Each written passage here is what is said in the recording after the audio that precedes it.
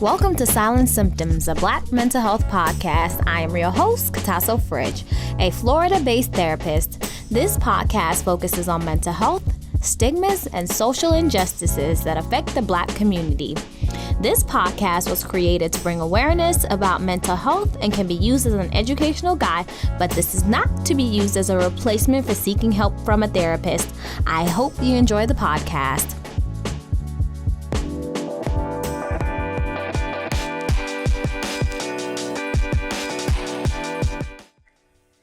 Hello, welcome to Silent Symptoms, a Black mental health podcast. I know, you guys have not seen me in over a year, not even heard from me. So I would like to start off by saying, welcome to season 2 of Silent Symptoms of Black mental health podcast.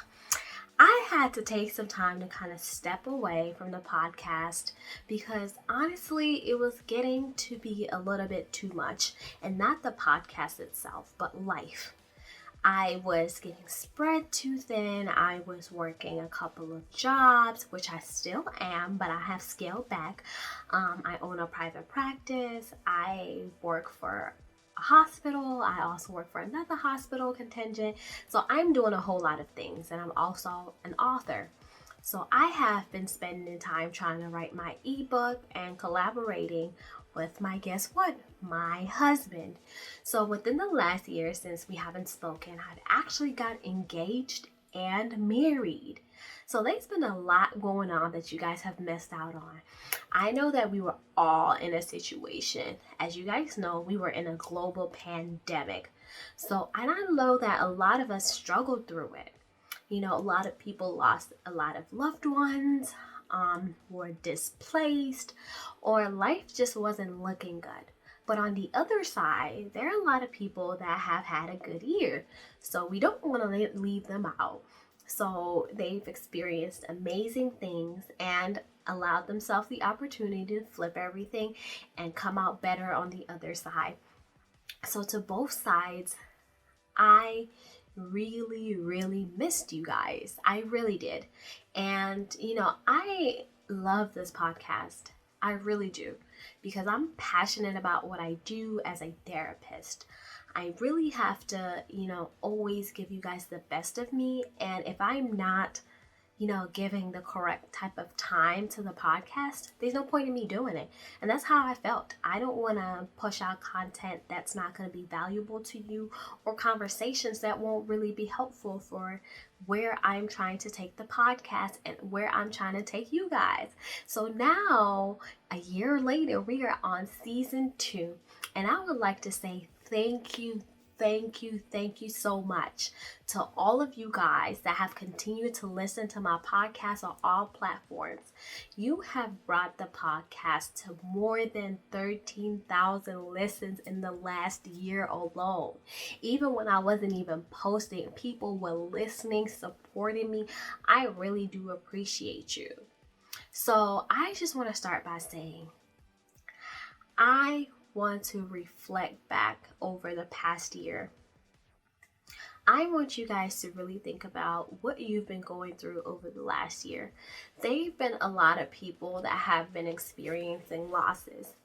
A lot of people are actually grieving, and in my private practice, I've been dealing with people that deal with grief.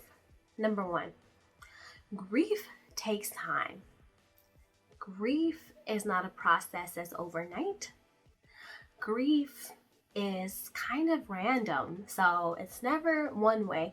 I know that we have the stages of grief that we follow as therapists or as whatever, as clinicians, whatever you want to call it. But I want people to understand, outside of, being a professional, grief takes different turns. One day you're accepting of what has happened. The next day you're just confused, you're angry, and the other day you just don't know what you're doing. You're just pushing through. And I always encourage people, live for the next 24 hours, especially in grief, because when you try to constantly push yourself to get up, or constantly saying, oh, I need to change my life, I need to get up, or I want to lay down and never get back up. Those are two extremes that are really not conducive to you growing as an individual and, coping with the grief. I say there should be a healthy balance between grieving and trying to find a place where you can move forward. This means that, like, on the days that you're feeling really down and depressed, reflect in that, sit in that depression sometimes, understand that you're grieving. And then on the flip side, also, if it's continuous, if you're always depressed and down, don't want to get up, feel like, you're not interested in doing things that you used to do, you are constantly, upset, crying, can't keep a job, your life looks different, it means that it's time for you to see someone. You need to see a therapist. And in that, I always encourage you, like, if you've been feeling this way for like a consecutive amount of days, just get up and do your basic hygiene, whether it's brushing your teeth, brushing your hair, taking a shower. A lot of times the hardest part is actually getting out of bed. Get out of your bed at least once out of 3 days, because once you get stuck, and a lot of my patients describe it as this black hole, it's really hard to climb out of. You have to give yourself space for grief, and on the other side, give yourself space for that depression. But overall, the whole goal is to learn how to cope, because life is not going to be the same when you're grieving the loss of a loved one, the loss of a job that was really important to you, the loss of a house. Those are like really traumatic situations, and I know that during the global pandemic, everyone experienced that.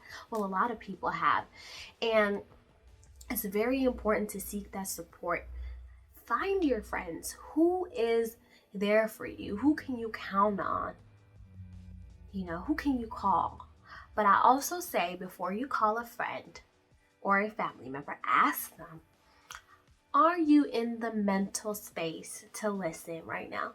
Because we don't know what somebody is going through, so we have to allow them the ability to say, I can listen to you right now, or I can't. And we have to understand that it's okay for them not to feel comfortable to listen to us when we are in grief, because we don't know what that may do to them. So also providing grace to a lot of people, but most of the time, people are available to talk to you. Now, if you're so grief-stricken that things in your life aren't going as they should, aka lost a job, not having interest in doing things, isolating yourself from family members, having suicidal thoughts, please seek help from a therapist, a licensed therapist, so that they could provide you with the tools that you need in order for you to be able to move forward. Now, let's talk about normalizing therapy. And the whole reason I started this entire podcast, because I saw that in the Black community, we do not normalize therapy. We're at the point where people are starting to talk about it. I see a lot on social media where people say normalize therapy. Let's talk about going to a therapist. So yes, in doing all of those things, just remember that when you sign up to be with a therapist, it's a journey. It's not overnight. It's not something that's going to transform your life and they're going to give you all the answers. Sometimes I have patients that come into my private practice and say, okay, I'm here. This is the first step. And I congratulate everyone that takes that leap to even pick up the phone and call a therapist to have a conversation. But please understand that just because you dumped your entire life in one day, the solution is going to come in one day. It doesn't work like that. So what happens is it is a transitional period. Every session, we just peel the layers back to kind of find out what is the source of this whatever issue that you're experiencing in your life that brought you to therapy. Because once we get to the bottom of that, we kind of get an understanding of how we can move forward. Some people are in therapy for 3 months, some for 2, some for 6 months, and some for a year. there's no wand to say how long this person's going to be in therapy. It's just not realistic. So in looking at those things, especially when there's deep trauma involved, when we talk about childhood trauma, and then we talk about teenage trauma, and we talk about adulthood trauma, and all of these things that we have experienced, therapy is not a pill that you just swallow and you're fixed. It's not like going to a doctor and you have a broken foot, they put a cast on you, and then you're done. So kind of like that same concept. When you get the cast, you have to actually go back for a follow-up. They need to check to make sure everything is going okay. With therapy, the sessions are weekly, bi-weekly, and then probably eventually will be monthly, depending on how your therapist structures. So in normalizing therapy, we have to understand that it's not a one-size-fits-all. And there's a difference between having therapy and having coaching. So therapists we're held to a standard. You have to be licensed, you have to get credentialed, you have to go through all of these things. And there's some coaches that actually go through the process of being a licensed coach, or whatever process that they go through, get certified, that they can help patients. Coaches are there to guide you and bring you to the place that you're going to be. They're more so like a professional friend, in my opinion. And in a therapist, I can't really be your friend. We can talk like that. We can have that relationship and that rapport where you feel comfortable talking about, the things that are happening in your life. But, there's certain things that I can't do. For instance, if a client invites me to be on their podcast, sometimes I have to decline. If they invite me to a graduation, do a barbecue, exchanging gifts, those are things that I can't do as a therapist because I'm held to a standard. Because sometimes it may seem like to the client that we're having a dual relationship. So we don't want that. And with coaches, because they don't have certain standards they have to follow that are more strict. And not to say that coaches can do whatever they want, because obviously if you're mentoring somebody, you have to have certain boundaries. But we're supposed to keep that relationship separate, where coaches can go to the graduations and go to the birthday parties if they choose to, or exchange gifts or whatever. So you have to choose which direction you want to go. You want to be coached, or do you want to have a therapist? Those are the choices that you have to make. And it's very important for you to decide before calling a therapist which way you want to go. We all have different things that we want to, establish. And it's very important to establish those at the beginning. So, and I know a lot of people during the pandemic were suffering. I mean, literally suffering. There was so much loss in 2020. I can't even begin to even express the sadness there was. And my caseload was over my head. Like, I had a lot of patients that I had to guide through that grief. Like, people were depressed, and not even only depressed about losing a loved one, but like losing the connection with the outside world. Whereas you used to go to like a restaurant with your friends, you used to be able to go out anytime that you liked, and now you can't even go out with your friends. The clubs are shut down, the restaurants are shut down, or now it's takeout. It really depended on when you were going. And I want you guys to understand that I am there with you guys. I totally understand the amount of, changes that everyone had to go through in 2020. And I want you to understand that if you are at the point in your life where you know that there are issues that you're dealing with, whether it was the pandemic or other things that are separate, call a therapist. It won't hurt. You could use your insurance. You can use your EAP at your job. EAPs are like, you get a certain amount of free sessions from your job. And then sometimes you could pay with cash. So you get to make that choice. And I want us to go on this journey to, us living our life. And not only are we going to talk about mental health, we're going to talk about things that are bringing us up. We're going to talk about brotherhood. We're going to talk about sisterhood. We're going to talk about Black love. We're going to talk about a lot of different things that are going to be able to bring us closer on this podcast and for us to be more fluid and real. And I know that over the last year, people were contacting me about different topics they want me to do. And I'm always open to suggestions. So if you want me to cover a specific topic in your life that has affected someone that you love, or something that you're surely interested in, let me know so that we can establish that relationship and for me to have that episode.